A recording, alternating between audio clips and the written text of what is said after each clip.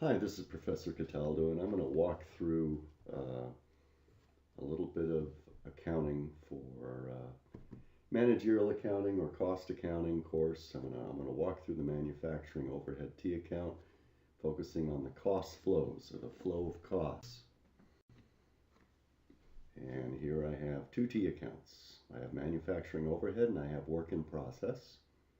So those are the T accounts. Okay, and in both cases, a debit increases that account balance and a credit decreases that account balance. And the first thing I want you to focus on is the blue arrows. Actual costs flow into the manufacturing overhead account as debits. Those are actual costs. They are applied using a predetermined overhead application rate. They are applied and flow out of that account as credits. And they flow into the work in process account. Work in process is one of the three inventory accounts you see in a manufacturing firm. Raw materials is one, work in process is one, finished goods is one. This is work in process. Now I'm going to move over to the left-hand side. What are the actual costs that flow into the manufacturing overhead account as debits? Well, one is indirect material. Okay? That's going to come out of the raw materials account. It's going to come out of raw materials stores.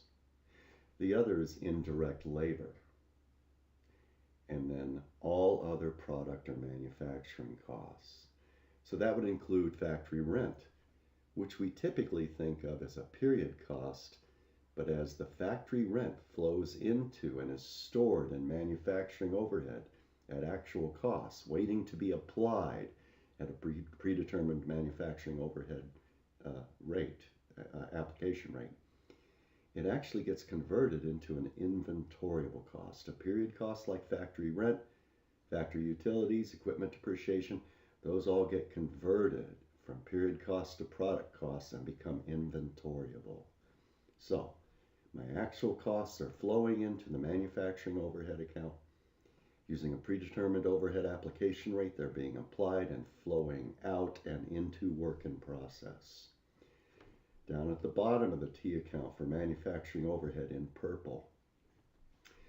Now, the applied up above in that T account on the right, that's basically a budget or an estimate or a projection or a forecast.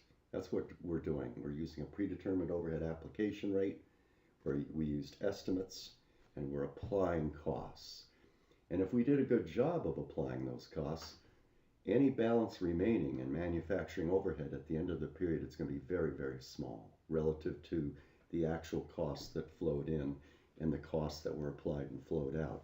And over time, we're going to get better. We're going to improve in our forecasting or budgeting, but you're never going to precisely hit the budget, or only by pure luck. So I've got the actual costs flowing in, the costs flowing out as applied using the predetermined overhead application rate. If I end up with a difference between actual and budget, reading from right to left, if I have a balance and it's a debit balance, it means my manufacturing overhead was under applied.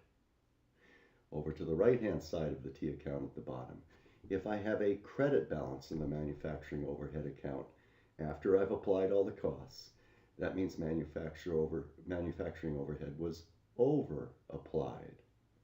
Now, again, you're not going to be perfect. Budget's not going to be precisely equal to actual. And I'm not going to, well, the best way to get rid of the remaining debit or credit balance, in my opinion, is just close it out to cost of goods sold. But the textbooks provide you with three different alternatives. And I'm not going to go into those on this PowerPoint slide. I hope this helps a little bit with the flow of costs and how they relate to your manufacturing overhead account. Thank you.